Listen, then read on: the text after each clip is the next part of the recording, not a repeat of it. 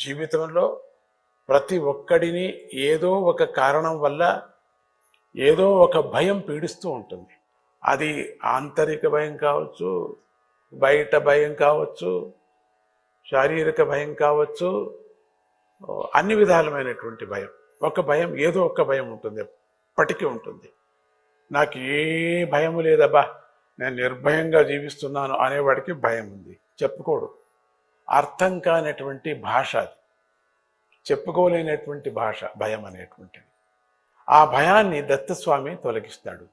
చూసారా, లోపల ఉండే బయట ఉండే తెలియనటువంటిది, రేపు ఫ్యూచర్లో రేపు వచ్చేటువంటిది, వెనకల జరిగినటువంటి జ్ఞాపకాల భయం, ఇవన్నీ కూడా దత్తుడు నివారిస్తుంటాడు. ఆయన అందుకే నిరంతరం సంచరిస్తూ ఉంటాడు.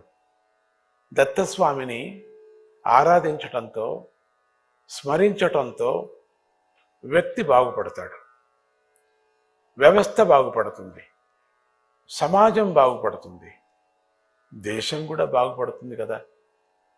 ప్రపంచానికి రక్షణ కలుగుతుంది, అది ముఖ్యం.